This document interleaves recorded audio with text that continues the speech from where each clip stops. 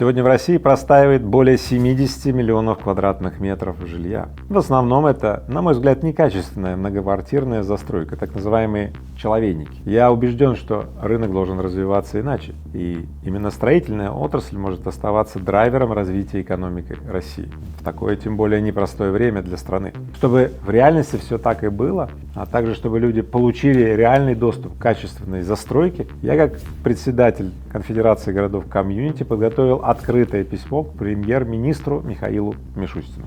Мы разработали ряд мер и предложений, которые могли бы поддержать важную отрасль для страны. А что в ней именно сейчас происходит, в том числе в сегменте ипотечного кредитования, смотрите в моем специальном выпуске. Выгодная ипотека. Налетая, то подорожает, доступность снизится. Мортидж, кредит до гроба. Вы этой ипотекой только себя ипотекаете. Все это предтеча гигантского мирового кризиса. Это как отпилить сук, на котором сидишь, и грохнуться нахрен в пропасть. Будь готов к неожиданному. Завтра может быть другим, каким ты не видел его. Я приглашаю тебя стать участником движения успешных людей. Игорь Владимирович, вот в России резко выросла стоимость жилья в новостройках, банки подняли ставки по ипотеке, и все это очень похоже на кризис 2008 года, на начало кризиса 2008 года. Что происходит, и есть ли предпосылки для повторения мирового финансового кризиса? Но вообще говоря, кризис уже давно идет, вы, наверное, это чувствуете по настроению. У многих людей стресс, многие поразъехались, что пишут в прессе, что говорят по телеку, что в средствах массовой информации, что в интернете вообще пишут. Туда, если зайдешь, то все, катастрофа. А реально, я вам так говорю, нет дыма без огня. Аргентинский песо там вообще улетел. Ну, про турецкую лиру я уже рассказывал. Да, огромное количество стран имеет феноменальную девальвацию национальных валют. Да. Все это предтеча гигантского мирового кризиса. И вопрос такой: выдержим ли мы этот кризис, выдержу ли его я, выдержишь ли ты, выдержит ли сосед, родственник, Россия выдержит. Поэтому этот выпуск посвящен тебе, мне, соседу, маме, папе, нам посвящен, нам. Как будет здесь в России и что же нам теперь делать? А почему о кризисах сигнализирует ситуация в сфере недвижимости? Недвижимость и способность обеспечить себя жильем, конечно, важнейший индикатор. Когда доходы у населения растут, когда страна богатеет, население богатеет, конечно же, прежде всего люди улучшают свои жилищные условия, переселяются в места, где есть школы, больницы, города, дороги, недвижка там и растет. А с такими ставками, как сейчас на ипотеку, стало быть, доступности-то нет. Вот сейчас идет резкий рост стоимости обслуживания. 40% семей в России не имеют возможности взять эту ипотеку, кредит, нет, им просто не выдают. Недвижка становится роскошью, вот в моменте это так. Например, средний платеж по ипотеке в Москве 120 тысяч и более. В Канаде дошли до смешного, уже ипотеку дают на 80 лет. Знаете почему? А потому что при жизни человек не может оплатить ипотеку, и банки так и говорят: ваши дети или, может быть, внуки будут оплачивать. Мортидж, так называется ипотека. То есть кредит до гроба. Так нет, не до гроба, и он загробный, потому что дети будут платить, внуки и так далее. На 80 лет ипотека и так далее. В России пока нет ипотеки на 80 лет. Но как ответ на вопрос, что люди перестанут иметь возможность оплачивать при жизни, может и появится. И поэтому люди вынуждены селиться либо в каких-то местах, где вообще ничего нет, где дешево, и прикручивать себя вот этими долговыми выплатами на ипотеку к этим местам. А самое интересное, что там, где сейчас ничего нет, там ничего не будет. То, что современные девелоперы, так называемые, которые грабят Россию своими вот этими издевательскими методами, знаете, что они делают? Они вокруг привлекательного места, где любят селиться люди, понастроят вот этих многоэтажных коробок Корбюзье, который придумал. В 70-х годах был такой архитектор, который придумал вот эти коробки строить. И так любое место в России превращается в место, в котором люди не хотят жить. Все говорят: в Краснодар поехали жить. Когда вы последний раз были в Краснодаре? Краснодар сейчас просто тупо застроен вот этими многоэтажками, спальниками, и там жить невозможно. И все, кто сейчас переезжает с северов на Краснодар, ребята, вы в опасности. Именно поэтому с Краснодара сейчас начинается миграция в другие города, но миграционные потоки как устроены? Сперва все Едут в Краснодар, покупают в ипотеку там что-то, да, и так далее, да. Девелоперы строят им эти коробки, застраивая, превращая Краснодар просто в город убожище. А потом они из Краснодара пытаются, найти, куда переехать. Не надо селиться в местах, где качество жизни низкое. Не надо. Есть места правильные, где будет социоцентричная среда и социоэмоциональное состояние хорошее. Раз. Где будет превентивная медицина. Не компенсационная реактивная медицина, когда заболел, то почти уже умер, если вот скорая помощь спасла, то и ладно. Нет, превентивная медицина. Два. Где будет образование, где будут рабочие места, технологические компании, где будущее будет у вас и ваших детей. Вот в этих местах я вам предложу сюда мигрировать. Если уровень доходов населения берет тенденцию на спад, то квартиры должны, по идее, дешеветь. Почему это не происходит?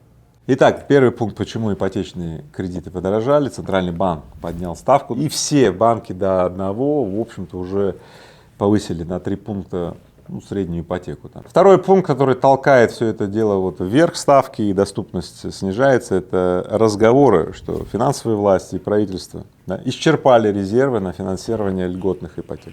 В свое время были льготные автокредиты, кто-то помнит, может быть, да, и многие успели воспользоваться этим. И очень резко там это стимулировало продажи и так далее. Но как только были выбраны все ресурсы и отменили это субсидирование, все прекратилось.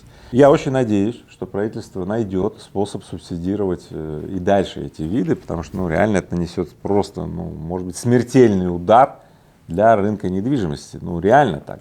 Количество квартир реально свободных много, и если, смотрите, замедлится вот текущий и так ручеек вот этих вот закупок, знаете, новых квартир, то строительная отрасль может встать, а строительная отрасль сейчас один из немногих триггеров для российской вообще экономики и социальной стабильности. Если то, что сейчас есть, все-таки можно и нужно называть некой стабильностью, то давайте так, по ней может быть нанесен очень смертельный удар. Третий фактор — это обвал рубля, который вы все видели, да? Смотрите, что произошло. Строители, там же у нас в доме там инженерные коммуникации и так далее, есть много тоже импортных товаров, понимаете, да? Они тут же заложили вот такой курс доллара, курс валюты на закупку вот этих импортных компонентов каких-то. Это тоже толкает такие вот дополнительные факторы подорожания, то есть уменьшение скидок, да, или вообще отказ от скидок и так далее. Это вот факторы того, что все-таки квартиры точно не подешевеет. Поэтому, друзья мои, если вы действительно хотите сейчас сделать сделку, будьте аккуратны, осторожны, знайте, я вам говорю, я вам на фактах говорю, все продавцы манипулируют покупателем. Все продавцы пытаются побыстрее закрыть сделку. При этом употребляются все вот эти вот ускорители. Налетая, то подорожает, доступность снизится, этого не будет, все кончится и так далее. В общем, тот самый синдром вот встать в очередь, а только потом узнать, что там дают. Да. Так вот, если вы хотите сейчас взять вот этот вот хвост долга банку, понятно, да, и рискануть, будьте аккуратны. Получается, ситуация совсем безвыходная или похожа на безвыходную? Есть ли хоть какая-то надежда, что цены на недвижимость удастся заморозить? Да, это такая обывательская логика, что если доходов меньше, то типа цены на все должны опуститься. С какого хера они опустятся? Все эти девелоперы, они берут кредиты. Кредиты, опять же, завязаны на ставку и все. Кредиты подорожали и так далее. И ничего не опустится. Когда такое было, что в России цены, вообще говоря, снижались?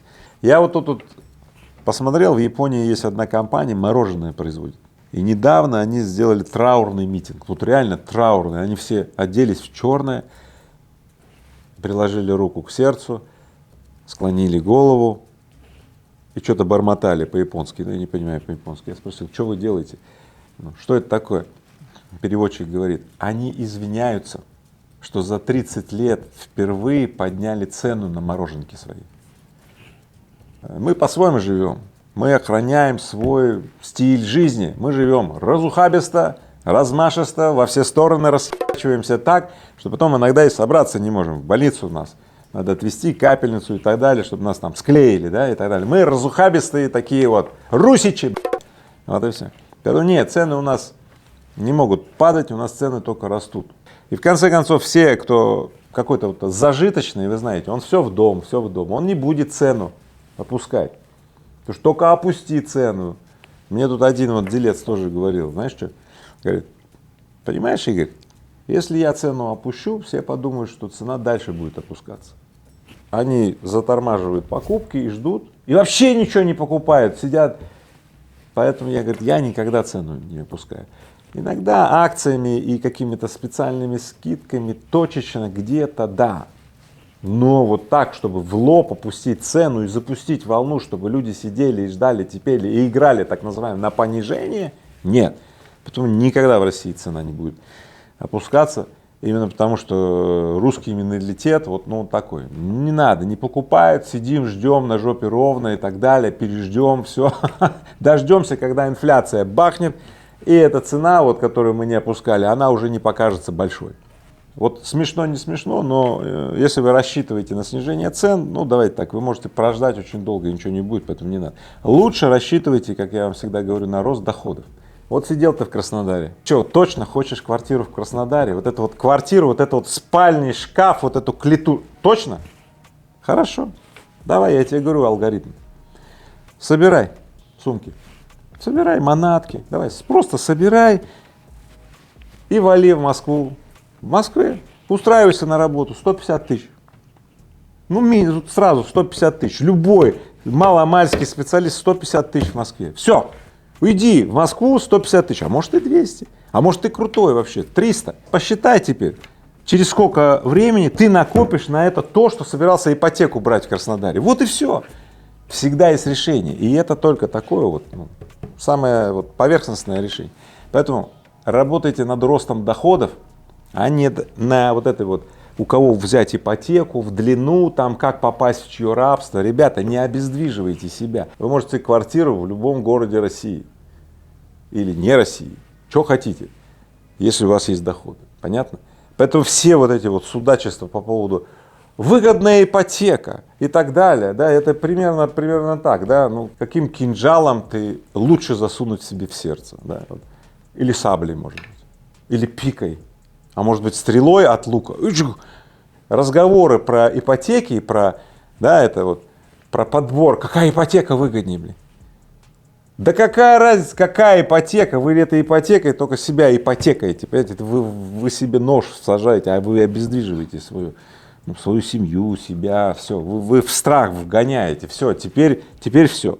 Вот что такое ипотека. Как вы думаете, что будет с рынком жилья дальше? Ну, если вот по среднему, как сейчас будет, то на рубеже 25-27 год Конфедерация городов комьюнити она констатирует уже, что тренды, да, как будут застраиваться города в России, как будут строиться ну, там, новые районы в городах, ну, все начнет вообще меняться. Квартиры, вот эти вот спальные шкафы, которые сейчас массово скупаются в ипотеку и так далее, просто перестанут покупаться от слова совсем. Они потеряют ликвидность, а те, которые не успели быть проданы, они будут стоять и, ну, в принципе, вот, представлять из себя такую неликвидную массу. Мигранты, которые сейчас массово все еще вот в России там заменяют неквалифицированные рабочие места, на рубеже 25-27 год потеряют интерес к тому, чтобы массово приезжать в Россию. Почему? Да по кочану. Просто сегодняшний вот курс уже сейчас вот резко подкашивает доходы мигрантов. То есть в России будет становиться меньше населения, потому что и сейчас Россия стремительно вымирает, российские семьи не рожают детей, а общий приток населения России создается через миграцию. Новые квартиры, новое жилье, в спальниках потеряет, вообще говоря, какую-то актуальность, потому что все, кто понабрали ипотечные кредиты и так далее, а вот она у них будет, а все, у кого останется платежеспособный спрос, они будут покупать совершенно другое жилье. Ну, в таких местах, как, например, Доброград. Вот. Ну, или второй сценарий, смотрите. Инопланетяне прилетят и закидают российский бюджет деньгами. Так уже было однажды в 2000-х годах, да, нефть резко подорожала, и Россия, богоспасаемая страна, еще пошла там 10 лет на нефтяных доходах, нормально, там все. Ну, окей. Я, честно говоря, не рассчитываю на такой сценарий. Нет его в предикции городов комьюнити, но Многие люди мне говорят: Игорь, давай посидим, подождем, вдруг что-то случится, вот такое вот, ну типа, вот такое чудо. Я в такое чудо не верю, если чудо, в какое я верю, это только то, когда я сам чудю. Хотите чудо, чудите, да. А ждать чуда, чтобы кто-то прилетел и какие-то деньги в российский бюджет дал, которые пойдут на поддержку отрасли, там, людей и так далее, ну я в это чудо вообще не верю. Все. Игорь Владимирович, вот вы говорите, что могут умереть компании, которые сегодня занимаются строительством человейников. А если это случится на самом деле, может ли отрасль полностью погубиться, могут ли обеднеть из-за этого города и случится катастрофа? Ну, первое, дельцы не могут умереть, потому что они очень, ну, за 20 лет, ранние 2000-е годы и сейчас, они набрали очень большой вес, очень большой жирок и так далее. Они собрали огромные деньги с населения России, они большие бароны, они такие мешки с деньгами, как они могут умереть? Толстый сохнет, худой сдохнет. Нет. И поэтому и война с ними, это контрпродуктивно, это называется война на истощение. Да? Вот ты будешь с ними воевать, а у них денег много, они набрали уже, они говорят, ну мы тут вот посидим, повоюем, да и что? Без шансов. Поэтому я предлагаю совершенно другой подход, конфедерационный. Мы собираемся на площадке, чтобы сопридумать и сопроявить будущее. Будущее такое, в котором ваши прибыли будут даже больше, а социоцентричность, урбанизм и вот эти вот законы ценности человекоцентричности, ну, они будут вплетены в эту деятельность. Вот. Поэтому я очень не заинтересован, чтобы они умерли, и я буду оберегать их. Вот. Но только при условии, что нам удастся найти вот это вот решение вплести ценности. И я, самое главное, я уверен, что люди, потребители, те, кто хочет улучшать свои жилищные условия и так далее, так они с благодарностью отдадут еще больше денег, и потом эти дельцы еще больше денег заработают, если они будут думать о людях. Все 30 лет моего бизнеса были связаны только с одним: я всегда думал о людях. Вот если ты очень качественно думаешь о людях, люди все построят, все сделают, все. А какие ловушки обычно расставляют перед клиентами? Значит, пункт первый — это скрытые комиссии. Если вы сами не можете посчитать скрытые комиссии, обратитесь к другу, партнеру, брату, свату или к брокеру, который составит вам таблицу, значит, сравнений разных, значит, вот этих ипотечных кредитов друг с другом с учетом всех скрытых комиссий. Обязательно посмотрите на так называемую сумму всех издержек по взятию вот этого ипотечного кредита. Это раз. Второе. Плавающая ставка. Это ужас. Представьте себе, Центральный банк имел ставку, например, 6%, и тогда, например, ипотека была, например, 6%. Окей. В тот момент, когда было 6, вам предлагалось две опции. Первая — взять ипотеку на флэт, так называемую, на фиксированную ставку 6%. Или плавающая ставка, например, по 5%. В тот момент, когда Центральный банк увеличил ставку, у вас, значит, ставка, соответственно, автоматом вырастает. А на фиксированной ставке у вас ставка бы оставалась на том уровне, который вы записали. Таким образом, пропустив этот момент, вы в момент подписания договора открыли ящик Пандоры. Третий — это разрушение вашей головы. Вы начинаете думать не о семье, о детях, о своей жизни, не о своем здоровье, не о своей, не знаю, компетенции, квалификации, о качестве своей жизни. Вы, если когда вы взяли ипотечный кредит, вы начинаете думать о выплатах. Вы начинаете стремиться увеличить скорость выплат, покрыть не только проценты, но и тело. Вы начинаете одержимо, как собака, бегать вокруг вот этой вот мысли. Это ключевые ловушки, которые вам надо отслеживать в момент перед тем, как вы подпишете вот эти вот договоры. Если вы не можете с этими ловушками, смотрите, справиться, эти ловушки утолкнут вас на дно. Это как отпилить сук, на котором сидишь, и грохнуться нахрен в пропасть. И что делать сегодня потребителю? Какой он может найти выход и как в такой ситуации можно вообще действовать разумно? Первое. Я понимаю, что если у тебя есть свободные деньги, то во время вот этой вот паники, что все предлагают, что надо во что-то вложить деньги, да, тебе большой соблазн, да, сделать какую-то вот операцию и прекратить вот эти вот колебания ума. Я тебя понимаю, я сам попадал в такое состояние, поэтому совет первый с этим связан. Не спеши. Не гонись за дешевизной, за акциями, не поддавайся вот на эти уговоры. Ну, еще раз говорю, когда ты будешь говорить с людьми, с продавцами про это, они убедят тебя, они закроют сделку, это будет невыгодная сделка для тебя, поэтому первый вопрос — не спеши. Может быть, начать новый бизнес, может быть, получить повышенную квалификацию, вложить свою компетенцию, свою способность, да, генерировать что-то ценное и важное, а не отнести какому-то жулику и потом плакать, думать, блин, что же произошло. Поэтому пункт первый — не спеши, пожалуйста. Второе. Если уж тебе действительно хочется сделать вложение в недвижимость, какую-то квартиру и так далее, почему-то очень надо, или вот прям ты уже твердо решил, то, пожалуйста, обрати внимание на вторичку. На вторичке очень многие люди сейчас, распродают квартиры, есть разные сюжеты, знаете, кто-то уезжает и так далее, и на вторичке на 20-40% цены иногда ниже. Третий пункт. Обрати внимание на то, что свой дом может тебе стоить так же, как квартира в каком-нибудь человейнике, да? Но при этом свой дом в поселке городского типа, который в пригороде и так далее, может решать вопрос именно того самого качества проживания жизни. У меня была отличная квартира, вот, с террасой и так далее. Ну, когда я переселился вот в свой дом, и где с холла могу выйти вот прямо вот на газон, не знаю, что-то важное со мной, что ли, произошло и так далее.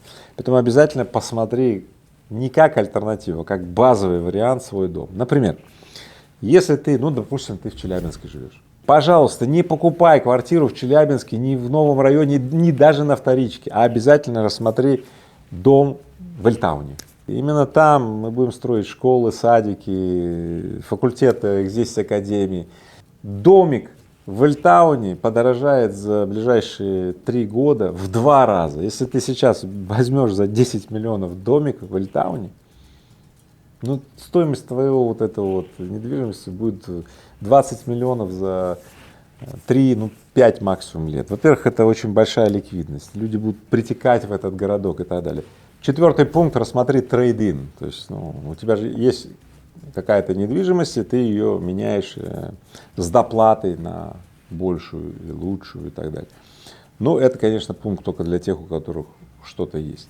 Потому что иногда люди попадают в такую ситуацию, начинают искать что-то еще, при этом оставаясь где они, беря что-то еще не очень, и получается у них 2 не очень.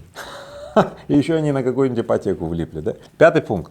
Все больше и больше застройщиков начинают кредитовать своих покупателей по каким-то льготным кредитам. Чтобы вы не летали в грезах, скажу вам функциональную суть этого момента. Смотрите, квартиры стоят, квартиры плохо продаются. Застройщику 2 варианта. Либо стимулировать спрос, да, либо снижать цену на квартиру и стимулировать таким образом спрос. Он не хочет снижать цену, я уже сегодня в выпуске сказал. Поэтому что делает застройщик? Он цену не снижает, да, а дает так называемый кредит льготный на покупку этой квартиры. Вот и все. Рассматривайте такие предложения, они трушные, да, но с другой стороны вы должны понимать, что в общем-то вот эта вот процентная ставка за этот кредит, да, она заложена в то, что, в общем-то, этот застройщик мог бы дать скидку на эту квартиру. Но он не дает и передает вам эту скидку в виде оплаты процентной ставки за вас. И пункт 6. Если уж ты играешь в долги, если уж ты берешь плечи, окей, то пусть все совокупные выплаты на обслуживание долгов не превысят 10% твоих доходов. Закон 10%, понятно, да? Все выплаты, все проценты, все страховые и так далее, не более 10% твоих доходов, это безопасно. Уровень 20% это критически, если вдруг от твоих доходов ты 20% отдаешь на обслуживание долгов, значит, все, это критически. Но если половина, давай так, ты уже в петле, в долговой петле, никогда не бери потребительские кредиты, кредиты до получки и так далее. Это вообще говоря признак того, что ты просто сразу по определению ты подписал себе смертный приговор, запомни. И вот, чтобы тебя не посещали эти мысли про долги, как взять кредит, ипотека или так далее. Не дай бог ты отмоделируешь вот эту штуку и потеряешь контроль и пойдешь туда. Так вот, лучше давайте вместе размножать хорошее. Тогда плохому места точно не останется. Будь готов к неожиданному. Завтра может быть другим, каким ты не видел его. Я приглашаю тебя стать участником движения успешных людей.